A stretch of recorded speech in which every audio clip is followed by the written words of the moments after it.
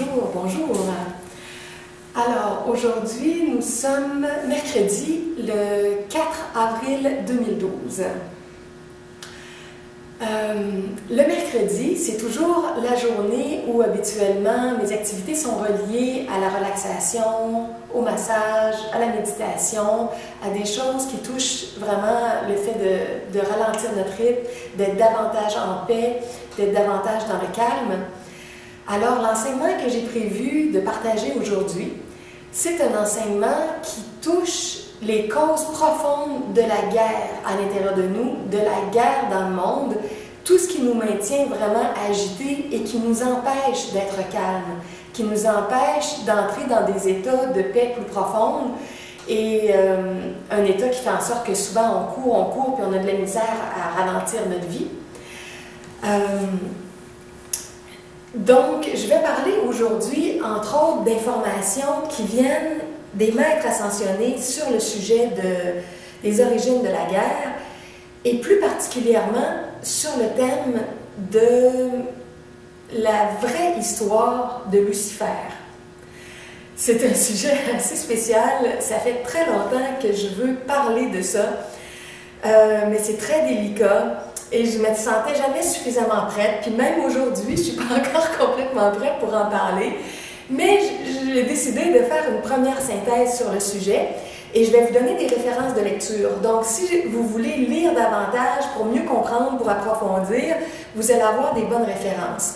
Je vais faire de mon mieux pour synthétiser des informations aujourd'hui, mais il y a tellement de bagages, tellement d'informations dans ça, que même pour moi qui est là-dedans depuis des années, c'est gros, puis c'est des choses qui ne sont pas pleinement intégrées parce que si c'était déjà intégré, je serais déjà un maître ascensionné, je ne serais pas dans l'état que je vis ici, je serais rendu plus loin dans mon chemin actuel.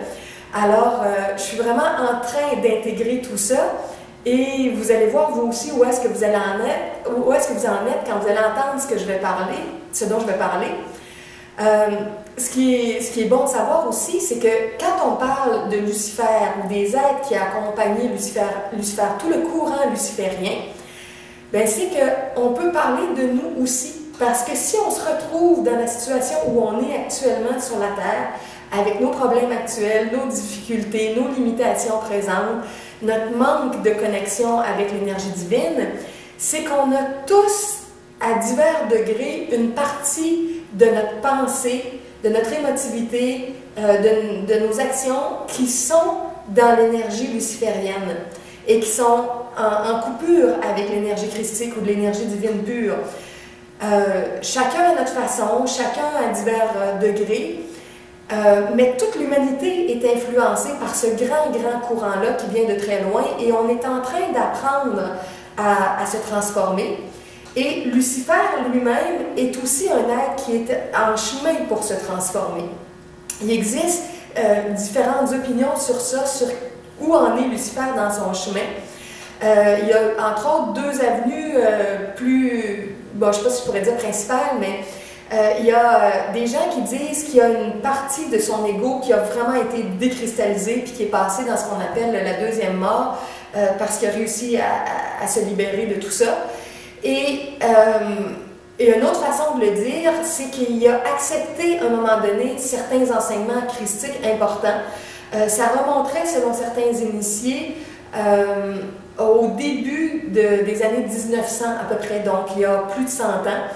À travers ses contacts, ses rencontres et tout ça, il y aurait des grands enseignants christiques qui auraient été mis en contact avec lui et il aurait compris des choses qu'il ne comprenait pas avant pour finalement décider de changer de direction, si on peut dire. Et donc, depuis plus de 100 ans, il aurait fait un grand changement et beaucoup de gens qui étaient avec lui aussi seraient en changement et en métamorphose.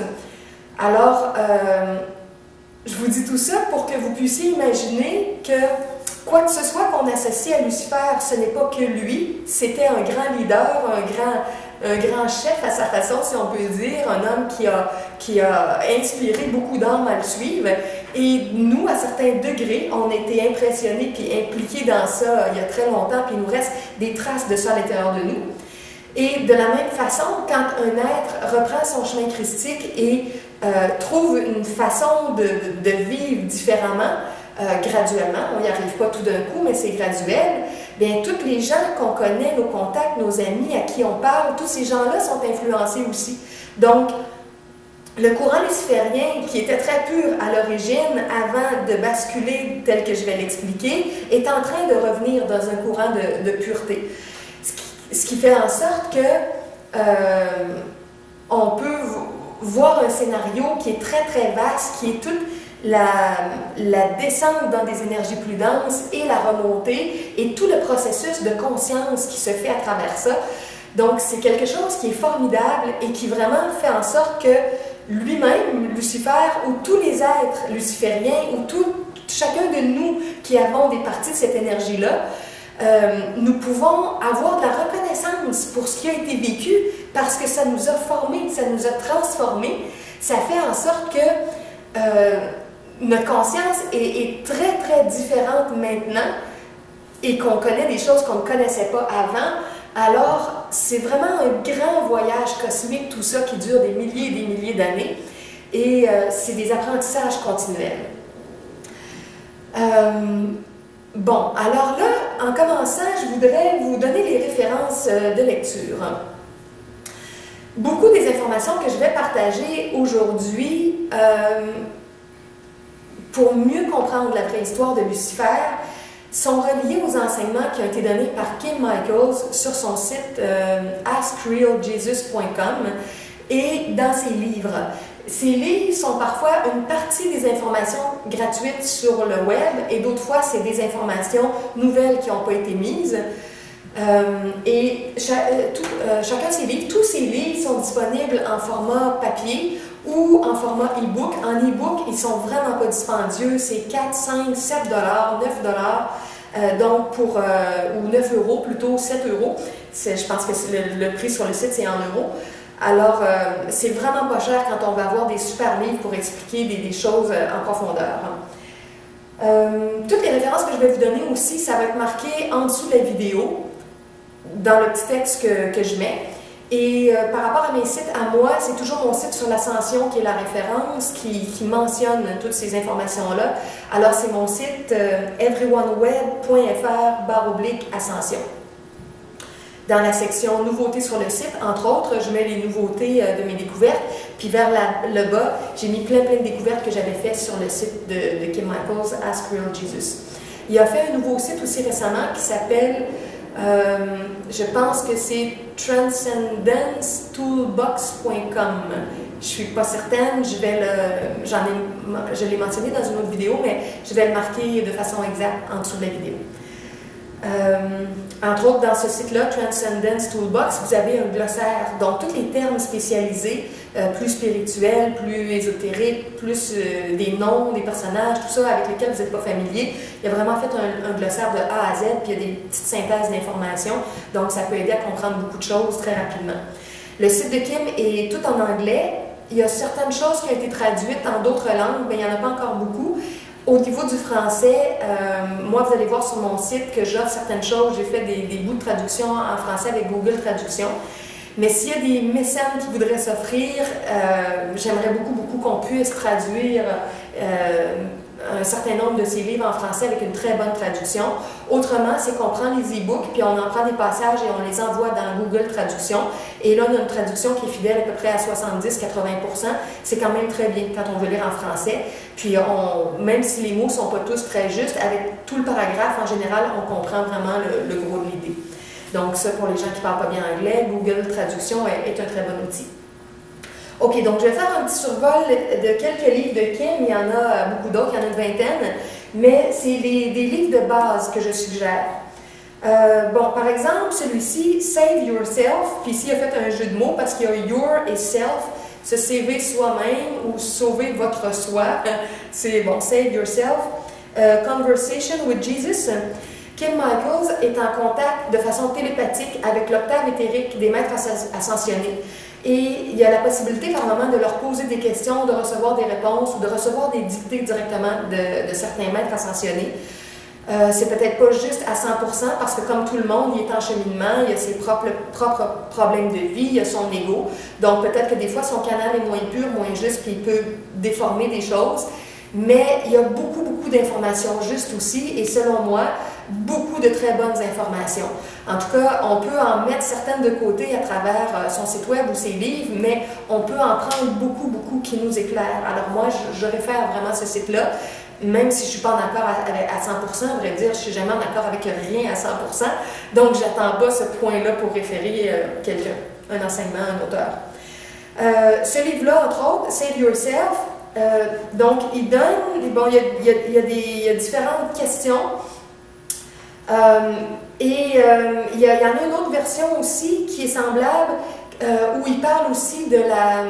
Je ne me souviens pas du titre exact. Il parle de la physique quantique. Toutes les découvertes de physique quantique qui nous amènent à découvrir qu'il existe d'autres dimensions, qui montrent comment la conscience est puissante, comment l'esprit est puissant. Bon, c'est des livres vraiment qui guident quelqu'un vers la multidimensionnalité, la découverte de nos différentes dimensions, de notre présence divine qui nous guide, qui guide notre âme humaine, ou notre le conscious you, conscious self, le soi conscient à l'intérieur de nous, la partie de notre conscience qui essaie de vraiment comprendre les choses. Bon, donc ça, Conversation with Jesus, c'est très amusant parce que vraiment, il lui pose des questions, puis on reçoit la réponse de Jésus. Comme ici au tout début, en commençant, il y a une petite phrase, il dit...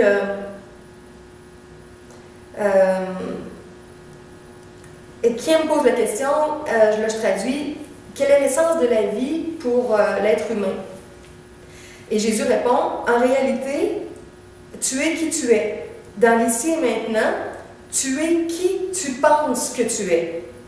Alors, il y a un fossé entre qui tu penses que tu es et qui tu es vraiment.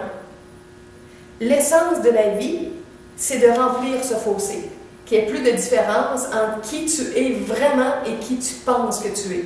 Parce que là, on pense qu'on est un être humain avec beaucoup de limitations parce qu'on a perdu le contact avec qui on est vraiment dans notre identité divine. Alors le chemin spirituel, c'est un peu pour faire la fusion entre ça, notre identité réelle et qui actuellement on pense qu'on est avec nos conditionnements et nos limitations. Bon, alors il y a plein de questions, réponses, de belles explications. C'est un très beau livre. Un autre, The Secret Coming of Christ. Ça, entre autres, il y a beaucoup de petits koans, des petites pensées chocs de Jésus. Et par la suite, Kim a extrait ces petites pensées-là, puis a fait un livre spécialement sur les koans. Je l'ai oublié, je voulais l'apporter, mais ça, c'est The Koans of Jesus. Donc, si vous voulez juste les koans, il y a un livre sur ça. Autrement, vous les retrouvez en grande partie dans The Secret Coming of Christ. Alors, encore là, il y a beaucoup d'enseignements de Jésus. Il y a certaines synthèses qui ont été faites par Kim à travers tout ça. Et il y a une explication, entre autres, très belle de toutes sortes de déformations qu'il y a eu de la religion, de son vrai message, et aussi de qu'est-ce que ça signifie la deuxième venue du Christ. Et beaucoup de gens prennent ça comme si c'était directement Jésus qui va recommencer à enseigner. Mais le sens le plus profond, tel que Jésus nous l'explique, c'est que lui, il a incarné la conscience christique universelle qui est devenue une conscience christique individualisée à l'intérieur de lui. Et tous les êtres ascensionnés sont des êtres qui ont une conscience christique individualisée.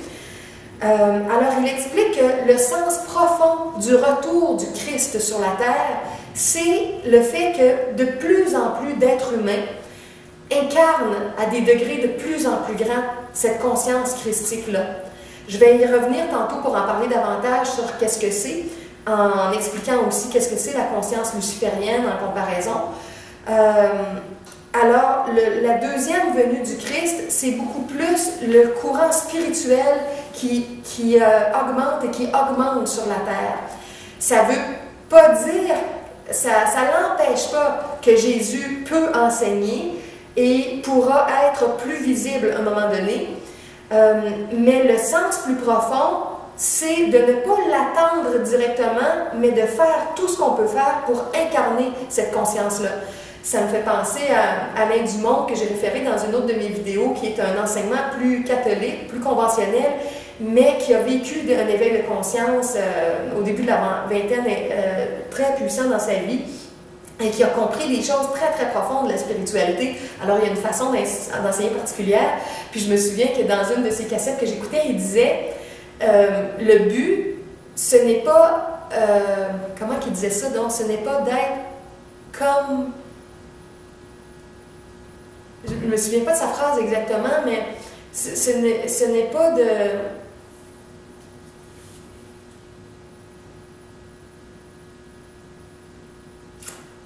ça m'achète parce que je ne trouve pas le bon mot, mais en tout cas, quelque chose qui est de réaliser que Jésus voulait qu'on incarne l'état que lui, il avait. L'idée, c'est pas d'avoir toujours appel à lui pour qu'il fasse les choses à notre place, c'est qu'on rentre dans l'état de conscience que lui, il avait et qu'on le manifeste nous-mêmes. Donc, c'est tous des enseignements qui vont dans ce sens-là. Par contre, les maîtres ascensionnés expliquent bien qu'un être ascensionné réenvoie à différentes périodes des parties de lui-même dans la manifestation plus dense pour aller aider les êtres. Alors, beaucoup de maîtres ascensionnés ont une partie de leur âme humaine qui est en incarnation et qui fait des choses, bien que la plus grande partie du maître ascensionné est sur l'octave éthérique ou au-delà, ce qui veut dire que beaucoup de gens peuvent recevoir un enseignement d'un maître ascensionné dans sa conscience d'Atman, sur le plan éthérique ou sur la 7e dimension, dans la dimension atmique, et parfois, ce maître-là peut avoir une partie de lui-même en incarnation, mais ce n'est pas nécessairement le temps pour cette partie-là d'être dans une mission publique.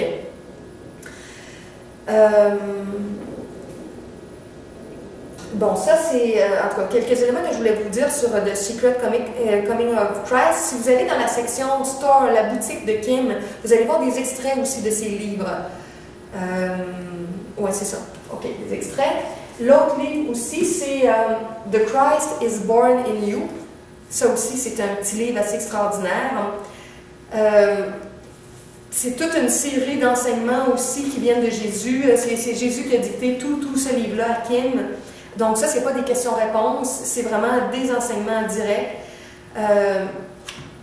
Il explique notre état intérieur, notre façon de voir, notre façon qu'on peut changer, justement pour entrer dans l'état christique. C'est des livres à lire et relire parce qu'il y a tellement de choses profondes dans ça. Moi, je le vois, là, je suis dans ma 3e lecture, puis chaque fois, il y a comme des passages que je n'avais pas compris du tout. Avec nos nouvelles expériences, nos nouvelles intégrations d'une fois à l'autre, on comprend mieux. Donc, The Christ is Born in You, c'est excellent aussi. Mais le livre que je vais vous parler aujourd'hui, c'est un autre de ces trois-là. C'est Save Your Planet.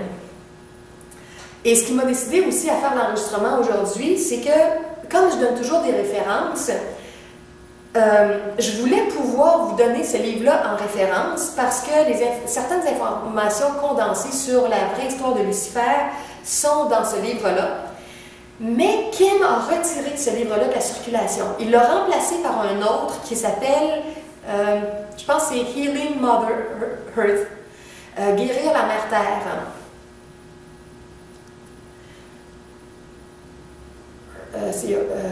Moi, je pense que je le prononce pas très bien, mais en tout cas. Et quand il a sorti le nouveau, il a retiré lui parce qu'il a remis des parties de ce livre-là dans l'autre. Il en a mis dans d'autres livres après. Et je ne trouvais plus nulle part ce que moi, j'avais tant aimé sur la vraie histoire de Lucifer. Fait que là, je me disais, si je le réfère aux gens, si moi je me trompe et que j'explique mal, ils ne pourront pas aller chercher la vraie information parce que le livre n'est plus en circulation.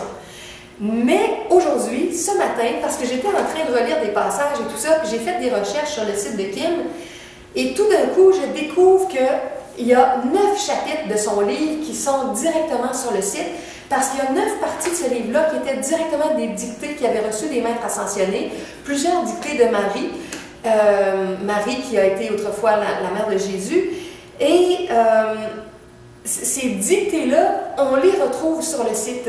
Donc, quand vous allez, entre autres, dans la section des dictées par ordre alphabétique, en 2003 et en 2004, vous trouvez toute une série de dictées qui vient de Marie, et c'est en lien avec ces enseignements-là. Le chapitre sur Lucifer, il y en a deux à vrai dire, c'est le chapitre 11. Je vous dis le titre, « Turning Back the Tides of War ». 178. Et ça, c'est la dictée qui a été donnée le 28 février 2004 par Marie. Et l'autre aussi, qui parle de Lucifer, qui parle de Caïn et d'Abel, du paradis terrestre, c'est le chapitre 12, Gratitude is the key to the abundant life. Et ça a été donné, la date.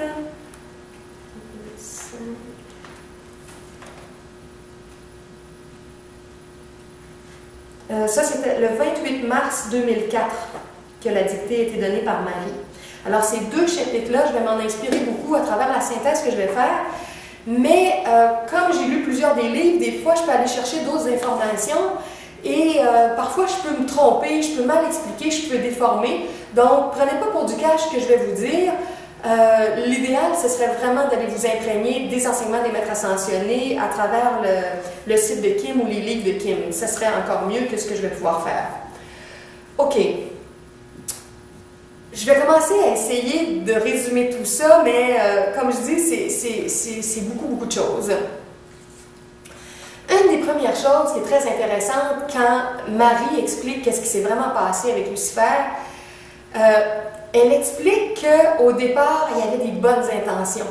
Et ça, c'est tellement touchant de voir que des fois, c'est ce qui nous arrive dans la vie. On a comme une bonne idée, mais ça vire mal. Puis on fait des erreurs, on se met les pieds dans les plats, puis après ça, ça devient très, très compliqué, puis ça de plus en plus complexe. Mais au départ, ça a bien parti. C'est pour ça qu'on dit que Lucifer était un ange, et un ange de lumière, on dit parfois que ça veut dire porteur de lumière. Alors, c'était un ange qui cheminait depuis longtemps déjà, puis qui avait atteint des grands niveaux de rayonnement dans le royaume angélique, qui était dans les plus hauts niveaux du royaume angélique. Alors, c'était un ange qui était magnifique, très très beau, très intelligent, très rayonnant. Alors, il y avait beaucoup de, on pourrait dire, de charisme. Donc, c'est pas pour rien qu'en devenant un leader, il y a beaucoup, beaucoup de gens qui l'ont suivi. Alors, une des caractéristiques de ses bonnes intentions, mais finalement qui était, parce qu'il était quand même trop jeune dans sa conscience et dans sa compréhension, et qui ne pouvait pas comprendre que ça tournerait mal, c'est qu'il regardait qu'est-ce qui se passait dans les différentes dimensions de la création, et il voyait que le libre arbitre qui était donné aux êtres humains créait beaucoup de problèmes. Parce qu'avec notre libre arbitre, on choisit justement de faire des choses d'une façon ou d'une autre, en écoutant davantage la guidance divine ou en ne l'écoutant pas. Et il voyait beaucoup de problèmes qu'il y avait à différents niveaux de la création avec les êtres qui utilisaient leur libre arbitre d'une façon où ça tournait mal. Puis il voyait la souffrance qui découlait de tout ça et tout le royaume angélique qui était au service des êtres humains pour aider les êtres à aller mieux, puis à retrouver leur chemin lumineux. Et à un moment donné, il en est arrivé à une espèce de conclusion à l'intérieur de lui que la façon dont les êtres humains avaient le libre arbitre, ça donnait trop de souffrance. Puis il a commencé à être en désaccord avec le plan de Dieu de donner le libre arbitre aux êtres humains. Et il a commencé à nourrir l'idée que si les gens avaient plus de restrictions dans leur libre arbitre, peut-être qu'ils se mettraient moins les pieds dans les plats, puis peut-être qu'il y aurait moins de problèmes, puis moins de souffrances. Donc, dans sa compréhension à lui, il a imaginé que Dieu s'était trompé dans son plan. Il n'était pas capable de voir assez long terme comment, après des souffrances et des souffrances et des souffrances, les êtres humains en viennent vraiment plus à se questionner, à s'éveiller, à avoir tellement de chocs qui se remettent en question puis qui cherchent à se réaligner. La Terre était beaucoup plus jeune dans son parcours aussi, elle n'était pas rendue comme elle est maintenant. Donc, il ne pouvait pas voir tous les résultats qu'on a aujourd'hui de la descente et du début de la remontée. Il y avait beaucoup de choses qu'il ignorait. Et dans sa façon de comprendre, il s'est dit, il y a une erreur dans le plan divin. Et si on était capable d'organiser les choses autrement, ça serait mieux pour l'être humain. Alors, il a essayé de convaincre beaucoup d'anges avec lui que Dieu s'était trompé quelque part et que s'ils étaient assez nombreux et assez bien organisés, ils pourraient démontrer à Dieu qu'il s'était trompé puis qu'il faudrait changer les règles du jeu et faire en sorte qu'il n'y ait pas autant de libre arbitre sur la Terre.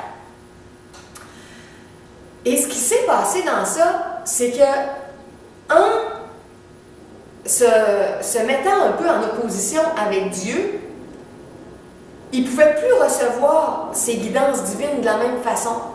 Parce que l'énergie intérieure qu'on reçoit du divin, c'est parce qu'on est ouvert, c'est parce qu'on est disponible, c'est parce qu'on ressent l'intelligence du divin. Mais au moment où on questionne vraiment l'intelligence de Dieu, puis qu'on commence à penser qu'il est peut-être un peu idiot, on commence à se fermer, on n'est plus dans la même énergie, puis on ne reçoit plus la même lumière intérieure. On commence à voiler notre canal. Alors, ce qui s'est passé, c'est que dans son état intérieur, puis dans la puissance qu'il avait, puis les capacités qu'il avait, il y a un orgueil. C'est pour ça qu'on dit souvent que Lucifer a chuté par orgueil. C'était comme l'orgueil de dire « Je comprends tellement les choses que je les comprends mieux que Dieu, et moi, je vais changer le plan de la création, je vais organiser ça autrement avec tous mes frères et sœurs qui m'accompagnent et qui comprennent que j'ai raison. » Ce qui fait que en voulant faire les choses à sa façon comme ça, il n'écoutait plus de la même façon la guidance divine qu'il recevait. Et en ne l'écoutant plus autant, il se trouvait à baisser ses énergies. Sa vibration changeait de plus en plus, puis sans trop s'en rendre compte parce que c'est graduel, il perdait un peu son accès à des sphères de lumière, puis il se trouvait à densifier son être pour baisser en vibration. Donc, sa vibration changeait graduellement à travers ce qu'il faisait, puis avec les aides qui accompagnaient, puis il était en train de s'alourdir et il n'avait plus accès tout à fait aux mêmes choses qu'avant. Une autre chose aussi qui était problématique dans sa dynamique, c'est que, en tout cas selon ce que raconte Marie, selon le courant des maîtres d'ascension, c'est que les anges sont au service des êtres humains pour aider à toute l'évolution, au parcours d'éveil. Et à un moment donné, Lucifer est arrivé à un point où, en étant très avancé dans le royaume angélique, il devait comme passer au niveau archangélique, il devait changer de niveau, il devait se transcender lui-même pour continuer à grandir puis à s'épanouir. Mais quand on change de niveau puis qu'on obtient un nouveau mandat puis des nouvelles choses qu'on pourrait faire, parfois, ce qui se passe, c'est qu'il faut qu'on délaisse notre ancienne sécurité, aller vers le nouveau. Et quand on est nouveau, des fois, on est moins bon. On retombe un peu débutant dans la nouvelle classe des nouveaux. Par exemple, quelqu'un qui est un bon sportif dans sa ligue, puis qui tombe dans l'autre niveau de ligue, une catégorie supérieure, peut-être que c'était le meilleur de sa gang, mais après ça, il n'était plus le meilleur après. Donc, Lucifer était invité à changer d'équipe comme ça pour continuer son parcours. Mais il y a une peur qui a commencé à l'habiter de qu'est-ce que ça ferait vraiment quand il changerait d'équipe et de projet, puis qu'il tomberait dans un autre champ de service pour l'humanité. Et il n'avait pas envie de perdre tous les acquis qu'il avait, puis peut-être se retrouver à un niveau débutant, à un autre niveau d'apprentissage. Alors, il résistait, puis il a commencé à refuser de continuer son processus de transcendance, d'ascension au niveau angélique. Alors, en faisant ça, il cherchait à contrôler. C'est encore une fois une énergie de contrôle. Il y en a une qui venait du fait de son lien avec le libre arbitre qu'il trouvait trop dangereux. Et l'autre, c'était par rapport à lui-même. Il voulait contrôler davantage sa structure actuelle en ayant peur de perdre quelque chose, puis sachant pas trop où est-ce que le divin l'amènerait, comme une espèce de perte de confiance dans la guidance divine. Alors, ce que ça a fait, c'est que ça a créé un déséquilibre à l'intérieur de lui en deux grandes forces. Et là, les maîtres ascensionnés expliquent, entre autres, qu'il y a toute l'énergie père et toute l'énergie mère. L'énergie père, une de ses caractéristiques, c'est celle qui nous pousse, qui nous donne des élans, qui nous amène justement vers le changement, vers la transcendance, dans le sens de transcender, dépasser toujours qui on est, aller vers des nouvelles étapes, être capable de délaisser l'ancien pour aller vers le nouveau. Et parfois, laisser un travail, laisser une situation de couple, laisser un projet, prendre le risque pour s'ouvrir au nouveau puis aller dans une autre direction. Et c'est pas facile de faire ça. On le voit dans notre vie, comment souvent on maintient le statu quo puis on veut rester, même si on commence à être mal, puis même si on tourne un peu en rond. Alors, c'est comme ça dans tous les niveaux de la création. On est appelé à grandir, à se dépasser. Puis on a la possibilité, avec notre libre arbitre justement, de résister à ce parcours-là. Et bon, ça c'est le côté de la transcendance, du dépassement, tout ce qui est poussé par l'énergie père. L'énergie mère, c'est l'énergie de contraction, l'énergie de structure, l'énergie qui fait qu'on se donne les moyens d'avoir ce qu'il faut à travers le chemin qu'on fait pour être capable de bien vivre notre chemin. Et ça prend un équilibre toujours entre ces deux pôles-là, l'énergie mère et l'énergie père. Si on a trop de un ou trop de l'autre, on est en déséquilibre, puis trop d'énergie mère, c'est qu'on a trop de structure, de contraction, puis on ne va plus assez vers la nouveauté. Trop d'énergie père, c'est qu'on va essayer d'aller trop vite, de changer trop rapidement, qu'on ne prend pas le temps d'avoir des bonnes structures qui nous supportent en avançant, et on n'est pas assez assisté, puis finalement, il nous manque toutes sortes de choses qui fait qu'on peut déraper dans notre aventure. Donc, ça prend un équilibre des deux pôles, l'énergie féminine, masculine, mère-père. Et Lucifer, lui, dans le fait de vouloir garder ce qu'il avait, dans la peur de passer à une autre étape, il se déséquilibrait du côté de l'énergie mère. Il rentrait beaucoup plus dans le pôle de contracter l'énergie, stabiliser ça, ne plus rien vouloir bouger parce que c'est sécurisant, on reste comme ça, puis on ne va pas trop vers le nouveau parce qu'on ne sait pas qu'est-ce que ça va nous apporter. Donc son énergie féminine devenait beaucoup plus forte, puis l'énergie masculine, il essayait de s'en éloigner parce qu'elle lui faisait peur, ce qu'elle lui proposait de vivre.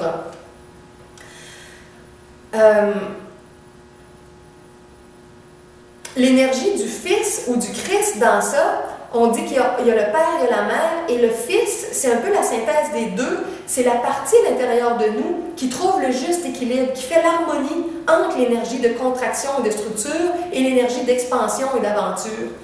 Donc, le Fils, c'est la partie de nous qui est très équilibrée, en tout cas qui nous aide à cheminer en prenant un juste dosage de ces deux choses-là à l'intérieur de nous. Et ça, on appelle ça Son of God, le Fils de Dieu. Donc, c'est une expression, une image pour dire qu'on est tous enfants de Dieu. Donc, le Christ, c'est l'enfant de Dieu. C'est autant les garçons que les filles. On dit Fils de Dieu parce que ça a été enseigné dans une époque très patriarcale, mais en général, on peut dire que c'est le Christ, c'est l'enfant divin qui trouve son équilibre dans les deux pôles.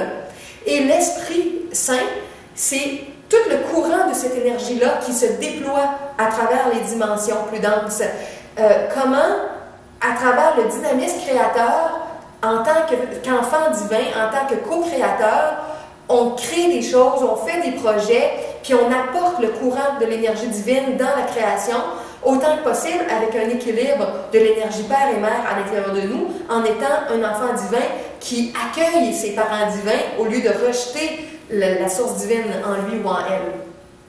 Bon, alors c'est un peu les 3 ou 4 pôles, Père, Mère, Enfant divin, Fils ou Christ, et l'Esprit Saint, le flot de l'Esprit, de l'énergie qui coule dans les dimensions.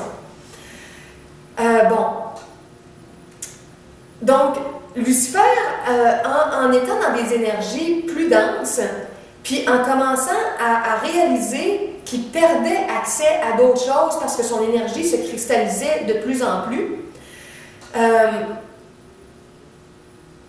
il a graduellement perdu certaines capacités, certaines facultés, certaines expériences dans les mondes plus lumineux, plus nourris de l'énergie divine.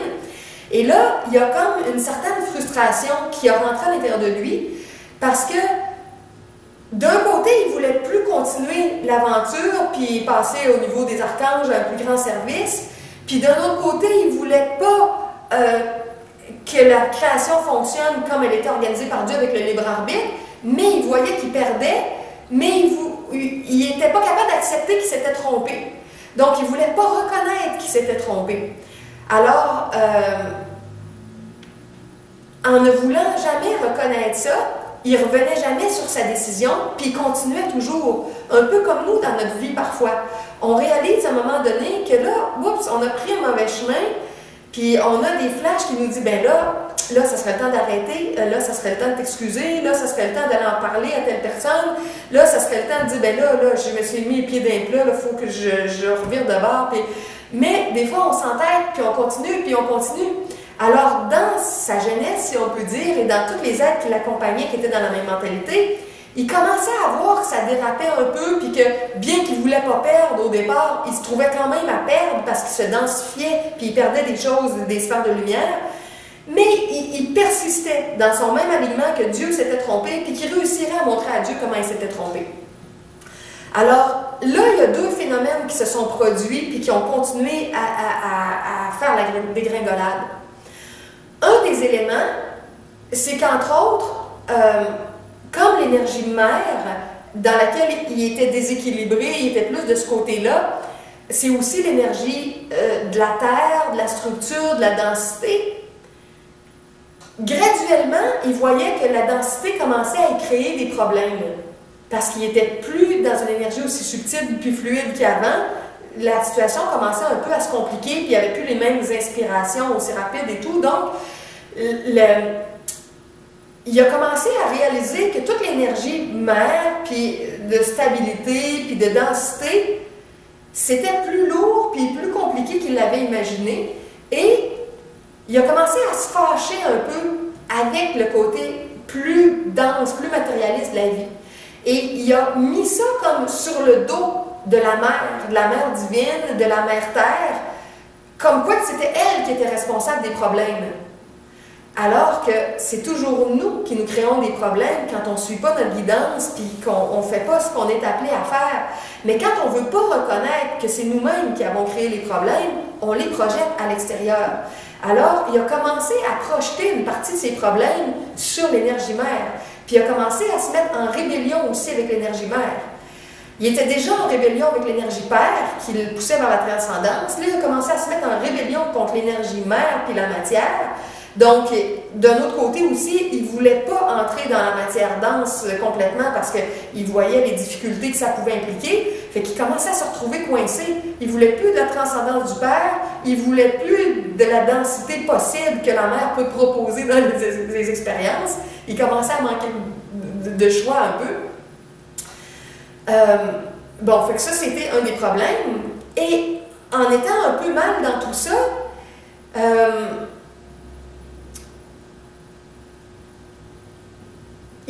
en voulant montrer à Dieu que Dieu s'était trompé, il s'est dit, moi je peux tenter les êtres humains pour leur montrer que justement dans leur libre arbitre, ils vont faire des mauvais choix, puis que les mauvais choix vont leur faire plein de problèmes. Puis je vais prouver à Dieu comment le libre arbitre des gens c'est mauvais, puis comment les gens se retrouvent avec des problèmes. Alors, il voulait tellement avoir raison. On fait ça des fois, hein? On discute avec des gens, puis au lieu de chercher ce qui serait plus vrai, ou ce qui serait plus pur, ou ce qui serait plus intelligent, on cherche juste à avoir raison. On veut juste avoir le dernier mot. Et quand on fait ça, c'est pas toujours le dernier mot le plus intelligent. C'est juste qu'on veut gagner dans une argumentation. Donc Lucifer, dans son orgueil, il était un petit peu comme ça, et il s'est dit, moi, je vais avoir le dernier mot sur Dieu, puis je vais lui montrer. il ne comprend pas encore, puis il n'y a pas grand monde qui comprend, mais je vais montrer à l'humanité que le libre arbitre, c'est pas bon. Et là, il a commencé à imaginer des scénarios pour faire en sorte que les gens utilisent mal leur libre arbitre pour qu'ils aient de plus en plus de problèmes et que Dieu puisse dire, se réveiller et dire hey, oui, Lucifer, tu as donc raison, c'est pas bon le libre arbitre. Alors, voyez-vous qu'au départ, les gens avaient un certain nombre de problèmes, mais il n'y en avait pas tant que ça. Mais dans tout le courant luciférien, avec lui et tous les anges et tous les autres êtres qui ont embarqué dans ça, dans ce plan-là, de démontrer que Dieu s'était trompé, ça a fait beaucoup de gens qui se sont mis à faire des scénarios pour compliquer la vie aux êtres humains. Et là, ils ont imaginé différentes façons de faire en sorte que les gens pourraient mal utiliser leur libre arbitre, puis montrer que le libre arbitre était dangereux. Et ils ont imaginé toutes sortes de scénarios qui font que l'être humain se déséquilibre. Quand on est trop d'un côté ou trop de l'autre, on est automatiquement déséquilibré. Dans le déséquilibre, on a des problèmes, on a des conflits. Puis dans le déséquilibre aussi, c'est qu'on ne voit plus les forces hommes, femmes, père, mère complémentaires, puis nécessaires. On les voit comme des ennemis, comme des forces qui s'opposent, puis qui sont en conflit l'un avec l'autre. Fait que ça fait encore plus de problèmes, au lieu de sentir qu'ils sont nécessaires, qu'ils sont équilibrantes, équilibrés et justes. Donc, leur courant mental a été de pousser les êtres à se déséquilibrer du côté père ou mère. Et on peut, par exemple, trouver plein de scénarios, mais il y a comme deux grandes tendances qu'on peut remarquer. Les gens qui se déséquilibrent du côté père, puis qui vont à l'aventure, puis dans les élans, puis tout ça, ça devient, dans un côté extrême, des gens qui vont devenir des espèces de leaders pas assez équilibrés, pas assez dosés, pas bien préparés, qui vont devenir comme tyranniques sur les gens, qui vont chercher un contrôle de la population. Puis qui vont rentrer dans la mentalité aussi luciférienne qui était on va stabiliser puis contrôler les choses, on va contrôler les gens, c'est nous. C'est comme toute une mentalité qui dit nous on est les meilleurs, nous on sait ce qui est bon pour les autres, nous on va décider pour les autres. Alors c'est tout le courant de tyrannie, de hiérarchie, de domination qui a été propulsé dans cette mentalité-là. Mais comme je disais, au départ, ces gens-là pensaient que c'est bien.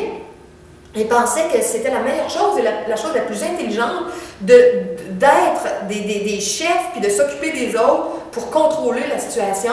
Mais plus on contrôle avec notre mentalité, plus d'âme humaine, moins on écoute l'inspiration intuitive divine puis on ne reçoit pas toujours les meilleures inspirations qui soient. Alors au début, ça peut commencer bien, mais ça finit toujours par dégénérer. Alors il y a différentes choses qui se sont passées, toutes du côté de la tyrannie. De l'autre côté, du côté de l'énergie mère, ça devient des gens qui sont supposés d'accepter une certaine structure, puis certaines règles, puis une façon de fonctionner pour que ça marche bien. Quand il y a un déséquilibre de ce côté-là, c'est comme le rejet de la structure. Et le rejet de la structure, c'est les anarchistes dans le sens de rejeter toute forme de règle, toute forme de loi, faire les choses à notre façon, telles que nous on les comprend, sans s'aligner vraiment sur les lois divines. Alors c'était des gens qui voulaient une absence complète d'organisation, de structure, de préparation. Et là, encore une fois, quand on fait les choses très, très, très libres comme ça, mais qu'on n'est pas bien inspiré, pas bien aligné, ça crée toutes sortes de problèmes. Donc, ça devenait des âmes qui ne s'alignaient plus avec les lois cosmiques, avec les cycles cosmiques, avec des règles énergétiques qui existent dans le grand univers, des êtres qui ne voulaient plus se relier d'aucune façon aux inspirations qui venaient comme ça. Un autre élément aussi que je voudrais mentionner ici, c'est que avant que tout ce scénario-là se mette en place, bien que les âmes cheminaient et faisaient différentes expériences avec leur libre arbitre, ce que Lucifer et tous les gens dans le courant luciférien ne comprenaient pas bien, c'est que, au départ, bien que les gens utilisaient leur libre arbitre, les gens avaient leur libre arbitre, mais restaient reliés à l'énergie divine. Et en restant reliés, ils avaient toujours plus de contact entre leur âme et la présence divine, qui est toujours dans une autre dimension, qui ne perd jamais la vision des lois cosmiques universelles. Et il ne perdait pas le contact non plus avec les grands êtres qui avaient déjà beaucoup de cheminement, les grands maîtres qui existaient dans l'humanité. Entre autres, on parle d'un des grands maîtres qui existait dans le Jardin d'Éden, dans la dimension éthérique, qui était Maitreya. Maitreya, qui était un enseignant qui a enseigné à Jésus, entre autres, et à plein d'autres. Alors, ces maîtres-là, ils guidaient les âmes qui étaient jeunes, puis qui développaient leur potentiel, leur capacité pour devenir des êtres créateurs, co-créateurs de plus en plus capables, puis de prendre des responsabilités de plus en plus grandes dans les jeux de création sur notre Terre ou dans l'univers. Les âmes étaient toujours guidées. Puis quand ils faisaient comme des faux pas, qu'on pourrait dire, des choses où ils s'écartaient un peu d'une voie qui à long terme deviendrait disharmonieuse, la guidance intérieure ou le maître, comme Maitreya par exemple, ou d'autres maîtres qui assistaient, étaient toujours là comme pour accompagner des enfants. Un enfant a en général des gardiens, des parents, des tuteurs, des gens qui s'en occupent, puis s'ils voient que l'enfant s'en va dans une direction qui est vraiment dangereuse, bien là, ils vont s'arrêter, ils vont y expliquer, puis l'enfant, en général, il va s'asseoir, il va écouter, puis il va dire « Ah oui, ouais, c'est vrai », puis bon, il va se réajuster. Alors, le libre arbitre, quand les âmes sont encore dans l'écoute du divin, c'est pas si dangereux que ça, parce que dans le fond, oui, il y a des faux pas, mais les âmes se réajustent toujours avec les instructions spirituelles qu'ils reçoivent, et les dérapages ne sont pas si épouvantables que ça. Mais quand les êtres se coupent, bon, pour toutes sortes de raisons, de la guidance divine, ils n'acceptent plus le courant de réajustement. Et dans toute la dynamique de Lucifer et de ses amis, et on pourrait dire de nous tous autrefois, qui ont fait partie un peu de ça à différents stades, il y a eu des parties où on ne voulait plus aucun maître, on ne voulait plus de guide. On avait aussi une forme d'orgueil spirituel qui disait « Je suis capable tout seul, j'ai pas besoin de personne, je fais mes expériences, c'est moi qui sais commencer, puis c'est bien comme ça. » Alors, on n'écoutait plus aucune consigne qui aurait pu nous aider à voir quelque chose qu'on ne voyait pas, puis à nous réajuster. À un moment donné, le drame arrivait juste après beaucoup de temps, quand là, on rentrait dans un mur, puis quand il y avait une conséquence, ils appellent ça, les maîtres ascensionnés, l'école des coups durs, quand on n'écoute plus du tout l'enseignement spirituel, puis on apprend par les coups durs. Donc, on a le choix, soit de suivre une guidance intérieure ou avec des maîtres externes qui va nous éviter d'avoir des problèmes, ou soit qu'on refuse toute guidance, puis on en fait juste à notre tête d'âme humaine, des fois plus têtue, et on va avoir différents types d'accidents, d'impacts, de problèmes, puis ça risque de nous remettre en question. Puis même là, des fois, les gens ne se remettent pas en question après un impact. Alors, Lucifer et tous les êtres du courant luciférien ne voulaient pas entendre rien de quelqu'un qui aurait pu les guider ou les aider. Et même, à un moment donné, à développer une forme subtile de honte, parce qu'ils commençaient à comprendre que, bien qu'ils essayaient de prouver les choses à leur façon, puis de prouver que Dieu s'était trompé, ils commençaient aussi à sentir que ça dérapait. Fait qu'il y avait comme une espèce de honte qui montait à l'intérieur d'eux, puis dans cette honte-là, ils étaient comme gênés en même temps de retourner voir leur enseignant, de retourner voir des guides qu'ils avaient eus avant, qui les avaient aidés. Donc, ils essayaient de se cacher du maître. Puis des fois, on est comme ça, hein? Regardez dans votre vie comment c'est difficile quand on réalise qu'on s'est trompé, dans le sens que on ne s'est pas trompé profondément parce que tout ce qu'on fait, on l'apprend, puis ça nous forme. Mais on s'est trompé dans le sens qu'on a souffert, puis d'autres gens ont souffert avec nous, à cause de nous, en lien avec nous. Puis que là, c'est l'étape où on a à en prendre conscience, puis à se réajuster, puis à aller en parler avec certaines personnes.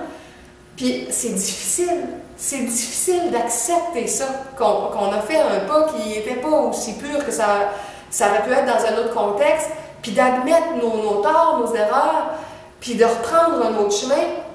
Puis on a peur de ne pas être aimé, on a peur d'être rejeté, on a peur d'être dénigré. Il y en a qui ont peur d'être battus, la peur, ça va à différents niveaux. Donc, Lucifer et tous les êtres de ce courant-là développaient ça aussi, cette peur-là.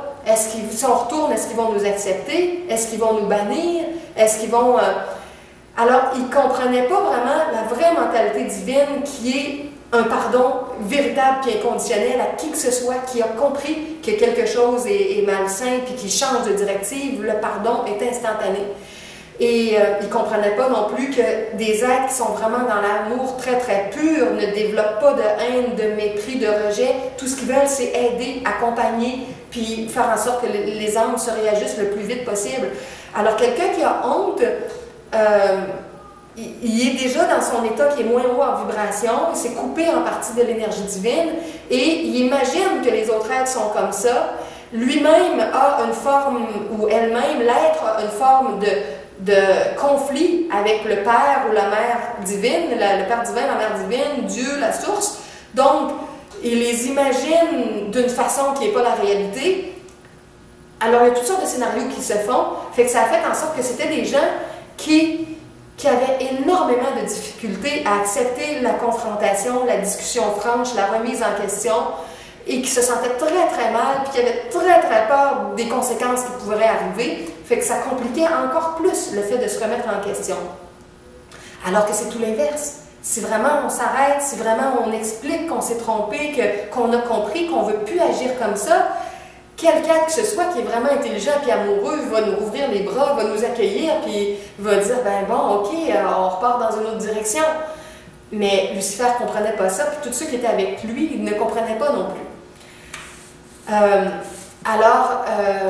Ça a fait en sorte que c'était beaucoup plus difficile de revenir en arrière. Je voudrais dire un petit mot aussi sur toute l'histoire de Caïn et Abel. L'histoire de Caïn et Abel, c'est relié. On pourrait l'expliquer de différentes façons, mais il y a une façon de voir ça, que ça touche aussi tout le courant luciférien. C'est que quand un être commence à se couper de la véritable inspiration divine, puis fait les choses à sa façon, selon une pensée qui a beaucoup plus d'ignorance, une jeune âme qui manque encore beaucoup d'expérience, cet être-là, en se coupant du divin, va à un moment donné avoir moins de capacité, être moins lumineux, puis plus ça dégringole, plus il perd des capacités. Donc, le scénario de Caïn et d'Abel, c'est que Abel était resté comme plus en accord avec l'inspiration divine, ce qui faisait qu'il était plus nourri de la lumière, puis donc il avait accès à plus de choses, puis il avait tout davantage en abondance. Alors que Caïn, lui, qui avait commencé à se fermer plus au divin, à moins recevoir la lumière, il avait moins de capacité, il était comme moins capable dans ce qu'il créait, donc tout était moins que son frère Abel.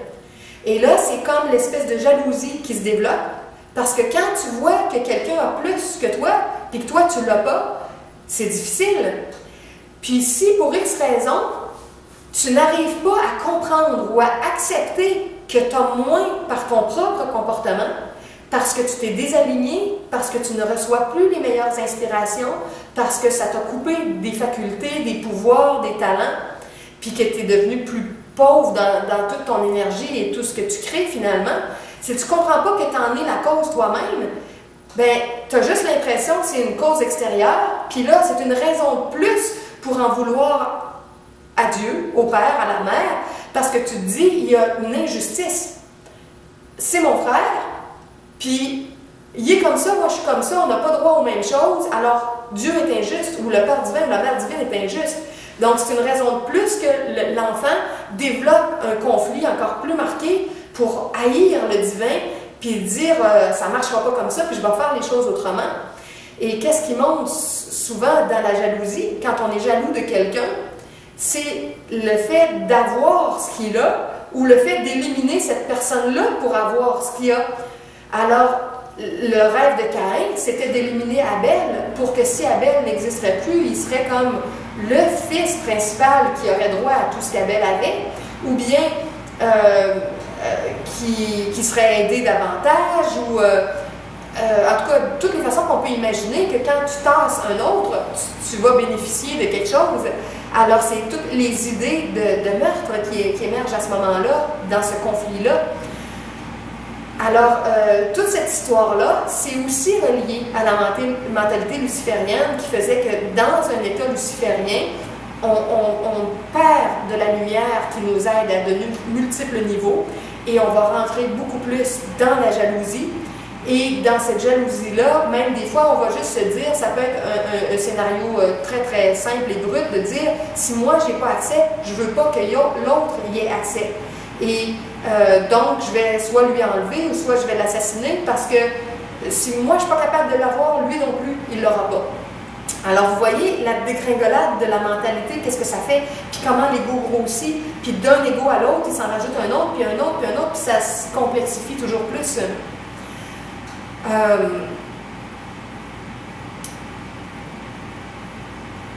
Et là, dans toute cette mentalité-là luciférienne, où les êtres voulaient démontrer que le libre arbitre ferait des problèmes et de plus en plus de problèmes, ça faisait en sorte que tout ce qui pouvait générer des déséquilibres, des conflits, au départ, ça réjouissait Lucifer et ça réjouissait ses proches parce qu'il avait l'impression qu'il était en train de faire la démonstration de ce qu'il avait pensé. Il devenait lui-même le prophète de malheur en faisant tout pour tenter les gens. Et il était content quand les gens succombaient à ses tentations parce que ça démontrait comment les gens étaient stupides, comment les gens n'étaient pas intelligents, comment les gens étaient déséquilibrés, comment les gens étaient vulnérables. Mais lui-même se trouvait pris dans son propre jeu parce qu'à faire ça, il se trouvait lui aussi de plus en plus à s'alourdir, à grossir son ego, à dégringoler, à passer de densité à l'autre, jusqu'au point où, à un moment donné, il s'est retrouvé lui aussi dans un plan d'incarnation. Il n'était plus juste sur des plans plus subtils à regarder tout ça, mais il a dû être précipité en incarnation aussi, parce que son énergie n'était plus assez subtile pour se maintenir dans les plans de lumière. Donc, ça aussi, de se retrouver en incarnation, piégé comme d'autres avec toutes les limites, ça devenait de plus en plus complexe. Alors, cette mentalité-là, elle était pour les guerres, pour les conflits, nourrir les conflits de tous les côtés, ce qu'on apprend quand on découvre les scénarios du nouvel ordre mondial, tout ça, ils veulent... ils vont nourrir une armée, puis ils vont nourrir l'autre armée pour que les deux soient bien outillés, puis que les deux puissent se battre entre elles. Puis, bon, il y a là toute une ramification de mentalité qui se développe de tout ça.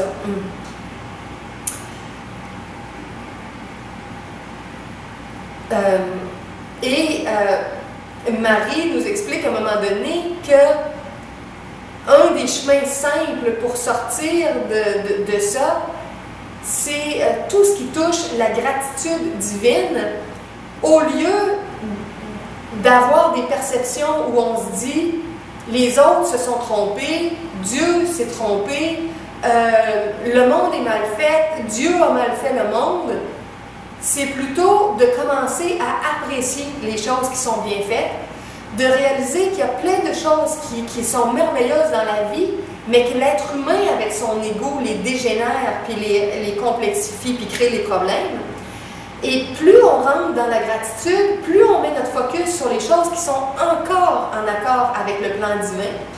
Et plus on s'ouvre à ça, plus on va en voir, on va en percevoir, plus on va s'aligner avec la source à l'intérieur de nous, et plus on va recevoir des inspirations divines, parce que si on est dans la gratitude, c'est qu'on apprécie, on aime, on remercie, et dans cet état-là, on rouvre la porte pour que les maîtres spirituels nous accompagnent, nous guident, nous inspirent.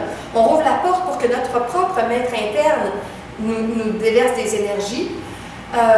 On rouvre la porte pour que tout le plan divin se dévoile à nous, puis entre de plus en plus dans notre conscience, parce qu'on ne se met pas en opposition, on se met en alignement, en centrement, en état d'unité avec le véritable plan divin.